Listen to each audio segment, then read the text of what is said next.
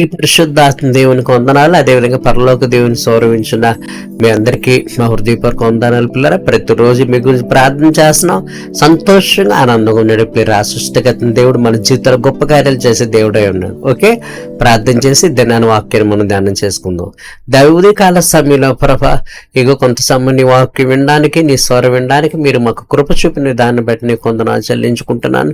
కనుక మమ్మల్ని మరుగుపరిచి మీరు మాట్లాడి నీ స్వరం ద్వారా నీ బిడ్డలను ఆదరించి ఓదార్చి బలపరిచి ధైర్యపరచమని యేసు నామమున వేడుకొంచున్నాను తండ్రి, ఆమేన్. ఓకే పిల్లరా, దీనికి వాక్యాన్ని మనం ధ్యానం చేసుకుందాం పిల్లరా. కీర్తన గ్రంథం 5వ కీర్తన 8వ వచనం చూసినట్టయితే, యెహోవా నా కొరకు పొంచి ఉన్న వారిని బట్టి నీ ఇచ్ఛానుసారముగా నన్ను నడిపింపుము, నీ మార్గమును నాకు స్పష్టముగా కనపరచము. కీర్తన గ్రంథం 5వ కీర్తన 6వ వచనం. కనుక ఇక్కడ అంటాడు యెహోవా నా కొరకు పొంచి ఉన్న వారిని బట్టి. అంటే పొంచి ఉండడం అంటే అర్థం ఏంటంటే పిల్లరా, మనకి వస్తాయని తెలియకుండా కొన్ని శ్రమలు మన జీవితంలో పొంచి ఉంటాయి పిల్లరా. అది ఆర్థిక సమస్యలు కావచ్చు, అనారోగ్యం కావచ్చు, అవమానాలు కావచ్చు, నిందలు కావచ్చు, హేళనలు కావచ్చు, ఎక్కిరింపులు కావచ్చు, లేదా మనకు ఏదైనా కీడు చేయాలనేటువంటి తలంపులతో ఆలోచనలతో ఉన్న శత్రువులు కావచ్చు. వీళ్ళు ఏంటంటే ఈ యొక్క పరిస్థితులు కానీ మనుషులు కానీ డైరెక్ట్గా మన దగ్గరికి ఎదురుగా వచ్చి మనతో మాట్లాడరు పిల్లరా. లేదా ఈ ప్రాబ్లమ్స్ మనకి తెలిసి వచ్చే ప్రాబ్లమ్స్ కాదు. పొంచి ఉన్నటువంటి అర్థం ఏంటంటే మనకు తెలియకుండా శత్రువులు మన మీద కుట్రలు కుతంత్రాలు చేయడం కావచ్చు, లేదా మనకి తెలియకుండా సడన్గా వచ్చే ఆర్థిక సమస్యలు కావచ్చు, మనకి తెలియకుండా వచ్చే సడన్గా వచ్చే అనారోగ్యాలు కావచ్చు, లేదంటే సడన్గా వచ్చే నిందలు కావచ్చు, అవమానాలు కావచ్చు, హేళనలు కావచ్చు, ఎక్కిరింపులు కావచ్చు. పొంచి ఉండడం అనేది ఏం అర్థం సూచిస్తుందంటే పిల్లరా, మనకు తెలియకుండా దొంగ దెబ్బ అంటారు కదా, దొంగ చాటున దెబ్బ అంటారు కదా, లేదా దొంగ చాటున అంటే దొంగ చాటున మనకు తెలియకుండా డైరెక్ట్గా మనతో మాట్లాడలేక, లేదా మనతో ఫేస్ చేయలేక, లేదా డైరెక్ట్గా ప్రాబ్లమ్స్ మనకి తెలిసి వచ్చే ప్రాబ్లమ్స్ కాకుండా తెలియకుండా వచ్చే అనారోగ్యాలు, ఆర్థిక సమస్యలు, లేదా నిందలు, అవమానాలు, హ్యాండ్లు, విక్రింపులు ఇది ఒకటి. అంటే పొంచి ఉండడం అనేది ఏ పదాన్ని సూచిస్తుందంటే మనకు తెలియకుండా వచ్చేటువంటి ప్రాబ్లమ్స్ని సూచిస్తుంది. అది మనుషులు బట్టి కావచ్చు, లేదా సమాజం బట్టి కావచ్చు, ఇంట్లో సమస్యలు కావచ్చు, ఏమైనా కావచ్చు. ఇట్లాంటి ప్రాబ్లమ్స్ వచ్చినప్పుడు సాధారణంగా మనకు తెలియదు పిల్లరా. హఠాత్తుగా ఒకవేళ ఏదైనా ఆర్థిక సమస్యలు వచ్చినా, లేదా హఠాత్తుగా ఏదో నీరసం ఉందని అనుకుంటాం, సడన్గా ఈ క్యాన్సర్ లేదా మరొకటి ఏదో అని చెప్తారు, లేదంటే సడన్గా ఆర్థికంగా డబ్బులు ఖర్చు అవ్వడం పరిస్థితి వస్తుంది. సరే, లేదా సడన్గా బిడ్డల గురించి ఏదో ఒక విషయాలు మనకి తెలుస్తుంటాయి, లేదంటే సడన్ గా కొంతమంది మనుషులు చేసిన కుట్రలో కుతంత్రాలు సడన్ గా మనకి తెలుస్తుంటాయి. కనుక పొంచి ఉండడం అంటే అర్థం ఏంటంటే సడన్ గా వచ్చే ప్రాబ్లమ్స్, అది మనుషులు బట్టి కావచ్చు, ఆర్థికంగా, ఆరోగ్యపరంగా, లేదా కుటుంబ పరంగా, సమాజ పరంగా కావచ్చు. ఇట్లాంటి ఈ పొంచి ఉన్న ప్రాబ్లమ్ సడన్ గా మన జీవితాల్లోకి వచ్చినప్పుడు ఏం చెయ్యాలో మనకు అర్థం కాదు పిల్లరా.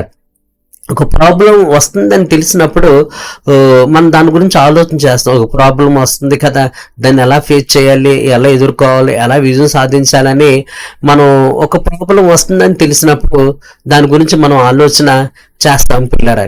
కానీ ప్రాబ్లం వస్తుందని తెలియకుండా సడన్గా వస్తే ఆలోచన చేయడానికి కూడా ఒకసారి మనకి టైం ఉండదు. ఏం చేయాలో కూడా పాలుపోని స్థితి మనకి వస్తుంటుంది పిల్లలు. ఏ నిర్ణయం తీసుకోవాలో కూడా మనకు తెలియదు.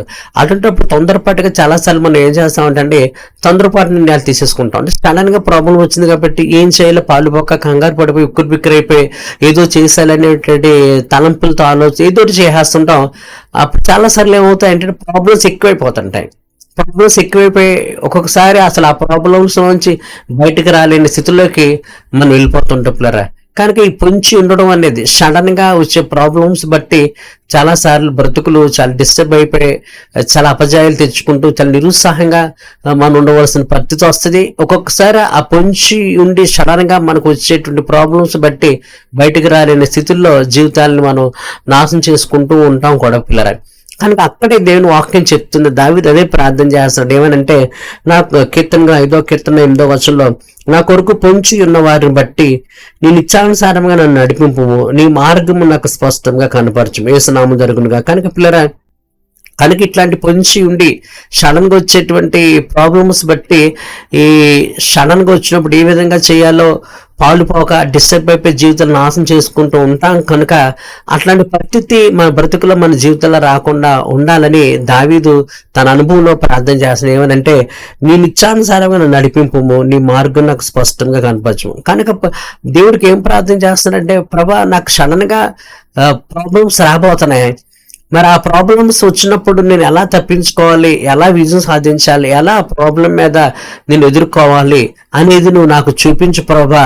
నీ మార్గమును నాకు స్పష్టంగా కనపరచము, నీ చిత్తానుసారంగా నడిపించమని దావీదు ఎవరి మీద ఆధారపడుతున్నాడు పిల్లలు? దేవుని మీద ఆధారపడుతున్నాడు పిల్లలు. నిజం. ఎందుకంటే పొంచి ఉండే సడన్ గా మనకి ఏ ప్రాబ్లం వస్తుందో మనకి తెలియదు. ఎందుకని మానవం కాబట్టి. రేపు భవిష్యత్తు లేదా ఒక క్షణం దాన్ని ఏం జరుగుతుందో మనకు తెలియదు. కనుక మనకి మానవులుగా మనకు తెలియదు. అప్పుడు సడన్ గా ప్రాబ్లం వస్తే ఫేస్ చేయలేక చాలా అపజయాలు పొందుంటాం. అందుకే దావీదు దేవుడి మీద ఆధారపడుతున్నాడు. పొంచి నా కొన్ని మనుషులు పొంచి ఉన్నారు ప్రభా, కొన్ని శత్రులు పొంచి ఉన్నారు, కొన్ని ప్రాబ్లమ్స్ నా కొరకు పొంచి ఉన్నాయి. కనుక ఆ సడన్ గా వచ్చే ప్రాబ్లమ్స్ లో ఎలా నడవాలో, ఎలా జీవించాలో, ఎలా ప్రవర్తించాలో నువ్వు నాకు నేర్పు ప్రభా, నాకు చెప్పు ప్రభా అని చక్కటి ప్రార్థన చేస్తాడు. ఏంటంటే, నీ నిత్యానుసారముగా నన్ను నడిపింపు, నీ మార్గమును స్పష్టంగా నాకు కనపరచము. నాకు పొంచి ఉండి సడన్గా వచ్చే ప్రాబ్లమ్స్ లో నేను ఏ విధంగా నిర్ణయం తీసుకోవాలో నువ్వు నాకు చెప్పు.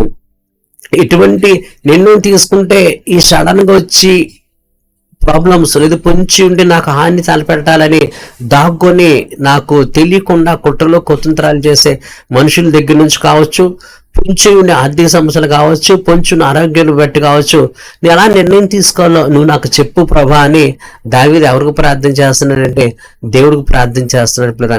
ఎందుకంటే మనకి దేవుడికి తేడా ఏంటంటే, దేవుడు భూత భవిష్యత్తు వర్తమానములు ఎరిగిన దేవుడు. మనుషులు మనకేంటంటే పిల్లరా, ఒక గంట తర్వాత ఏం జరుగుద్దో, రేపు పరిస్థితి ఏంటో మనకు తెలియదు. ఈ రోజు సత్తులుగా ఉన్నవారు రేపు మిత్తులుగా అయిపోతారు, రేపు మిత్తులుగా ఉన్నవారు వాళ్ళు సత్తులుగా అయిపోవచ్చు. ఈ రోజు ఆర్థిక పరమైన డబ్బు ఉండొచ్చు, అది అప్పుల్లోకి వెళ్ళిపోవచ్చు. ఈ రోజు ఆరోగ్యం బాగుండొచ్చు, అది అనారోగ్యంలోకి వెళ్ళిపోవచ్చు. అంటే భవిష్యత్తు అనేది సృష్టిగత దేవుడికి తెలుసు, కానీ భవిష్యత్తు అనేది మనకు తెలియదు. కానీ భవిష్యత్తులో ఏ ప్రాబ్లమ్స్ వస్తున్నాయి అనేది, మన జీవితాల్లో ఏ ప్రాబ్లము ఎలాగా రాబోతుంది అనేది దేవుడికి తెలుసు, కానీ మనకు తెలియదు. కనుక భవిష్యత్తులో వచ్చే ప్రాబ్లమ్స్ లేదా పొంచుండే ప్రాబ్లమ్స్ అటాటుకు వస్తే ఎలా తప్పించుకోవాలి, ఎలా విజయం సాధించాలి అనే దానికి నువ్వు ఎవరి మీద ఆధారపడాలంటే దేవుని మీద ఆధారపడాలి, దావీదు ఆధారపడినట్టుగా. అందుకే నువ్వు కూడా ప్రార్థన చేయ, ప్రభా ఇక పొంచి ఉండే నాకు తెలియకుండా వచ్చే ప్రాబ్లమ్స్ నా జీవితంలో ఉన్నాయి, వాటి నుంచి ఎలా తప్పించుకోవాలో నువ్వు నాకు ఒక మార్గం చూపు ప్రభా, ఒక నడక నాకు నేర్పు, ఏ విధంగా నిర్ణయం తీసుకోవాలో నీ జ్ఞానము తెలివి వివేకం నాకు దయచే అని నువ్వు ప్రార్థన చేసినప్పుడు ఏ పరిస్థితుల్లో పొంచున్నాయో, ఏ ప్రాబ్లమ్స్ పొంచున్నాయో దేవుడు చెప్తాడు. అందులోంచి ఎలా తప్పించుకోవాలో కూడా దేవుడు భూత భవిష్యత్తు వర్తమాన దేవుడు తన జ్ఞానము తెలివి వివేకం దేవుడు నీకు ఇస్తారు పేరా. అందుకే పొంచుండే ప్రాబ్లమ్స్ బట్టి నువ్వు ఎప్పుడు ఏం చేయకూడదు అంటే, బాధపడకూడదు, భయపడకూడదు. అంటే పొంచి ఉన్నాయి దాన్ని బట్టి నీకు తెలీదు, బాగుంటావు, కానీ సడన్గా వచ్చినప్పుడు ఏం చేస్తాను, ఉక్కిరి బిక్కిరి అయిపోయి కంగారు పడిపోయి చాలా బాధపడుతుంటావు. అట్లాంటి పరిస్థితులు రాకుండా ఉండాలంటే నువ్వు ముందు ప్రార్థన చేయి.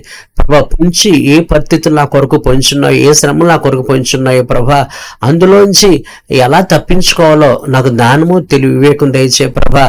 ఏ విధంగా చేస్తే ఆ పొంచున్న పరిస్థితుల మీద విజయం సాధిస్తాను, ఏ విధంగా చేస్తే ఆ పొంచున్న పరిస్థితుల మీద నాకు అద్భుతం విజయం వస్తుందో నువ్వు నాకు చెప్పు ప్రభాని. భూత భవిష్యత్తు వర్తమానాలు ఎరిగిన దేవుడిని నువ్వు అడిగినప్పుడు దేవుడు ఖచ్చితంగా ఏ శ్రమలు నీ కొరకు పొంచున్నాయో, అవి నీ జీవితంలోకి ఎలా రాబోతున్నాయో, వాటిని ఎలా ఎదుర్కోవాలో కావాల్సిన జ్ఞానమే కాదు, తెలివే కాదు, వివేకమే కాదు, ఆరోగ్యమే కాదు, ఐశ్వర్యమే కాదు, అన్ని దేవుడే ఏర్పాటు చేస్తాడు. లేదా కనుక భవిష్యత్తు గురించి నువ్వు డిస్టర్బ్ కాకుండా, భవిష్యత్తులో వచ్చే సడన్గా వచ్చే ప్రాబ్లమ్స్ బట్టి బతుకు జీవితం నాశనం కాకుండా ఉండాలంటే నువ్వు సృష్టికర్తని దేవుడికి ముందుగానే ప్రార్థన చేయి. ఎందుకంటే భవిష్యత్తు తిరిగిన దేవుడికి నీ జీవితంలో భవిష్యత్తులో వచ్చే ప్రాబ్లమ్స్ ఏంటో తెలుసు. కనుక ఆ దేవుడికి ముందుగానే ప్రార్థన చేసినప్పుడు భవిష్యత్తులో ఏ ప్రాబ్లమ్స్ వస్తాయో దేవుడు నీకు తెలియజేస్తాడు. అంతేకాదు ఆ భవిష్యత్తులో నీకు తెలియకుండా వచ్చే ప్రాబ్లమ్స్ ఎలా ఉంటాయో చెప్తాడు. ఆ తెలియకుండా వచ్చిన ప్రాబ్లమ్స్ నీ జీవితంలో వచ్చినప్పుడు ఎలా వాటి మీద విజయం సాధించాలో కూడా పరిశుద్ధాత్మ దేవుడు చెప్తాడు. యోహాను సువార్త 16 అధ్యాయం అంటాడు కదా పిల్లరా, జరగబో సంభవింపబో సంగతుల్ని అని మీకు తెలియజేస్తానని యోహాను సువార్త 16 అధ్యాయంలో ఉంటుంది. కనుక సంభవింపో సంగతులు, ఆ పరిస్థితులు ఏంటో, ఆ శ్రమలు ఏంటో, ఆ ఇరుకులు ఏంటో, ఇవేంటో, ఇబ్బందులు ఏంటో తెలియజేస్తాడు. వాటి నుంచి ఎలా నువ్వు బయటకు రావాలో, వాటి మీద ఎలా విజయం సాధించాలో కూడా భవిష్యత్తు తత్వాన్ని ఎరిగిన దేవుడు, పరిశుద్ధాత్మ దేవుడు నీకు తెలియజేస్తాడు. కనుక నీకు నువ్వు ప్రతిరోజు ప్రార్థన చేసుకో. దేవ పొంచి ఏ పద్ధతులు నా కొరకు పొంచి ఉన్నాయి, వాటి మీద ఎలా విజయం సాధించాలి అని దావీదు ఎలా అయితే ప్రార్థన చేశాడో, నీ నిత్యానుసారంగా నన్ను నడిపింపు, నీ మార్గం స్పష్టంగా నాకు కనపరచమని, ఎలా పొంచున్న పరిస్థితులు బట్టి, పొంచున్న పరిస్థితులు ఎలా ఉన్నాయి, ఇలా ఉన్నప్పుడు ఎలా నడవాలి, ఎలా జీవించాలి, ఎలా నిర్ణయం తీసుకోవాలని దావీదు అడిగినట్టుగా నువ్వు కూడా అడుగు నా ప్రియ సహోదరి సహోదరుడు. అప్పుడు తప్పకుండా పొంచున్న పరిస్థితుల మీద, రాబోతున్న పరిస్థితుల మీద గొప్ప విజయాన్ని దేవుడు నీకు ఇస్తాడు. రాబోతున్న పరిస్థితుల్లో ఎలా నడవాలి, ఎలా జీవించాలి, ఎలా నిర్ణయం తీసుకుని విజయం సాధించాలో భవిష్యత్తు తిరిగిన దేవుడు, సంభవింపబో సంగతులు ఎరిగిన దేవుడు అది నీకు బయలుపరుస్తాడు. పొంచిన పరిస్థితుల మీద కూడా నువ్వు గొప్ప విజయాన్ని పొందగలుగుతావు. ఓకే, అటు విజయవంతమైన జీవితాన్ని దేవుడు మనకు అందరిగా అనుగ్రహించును గాక.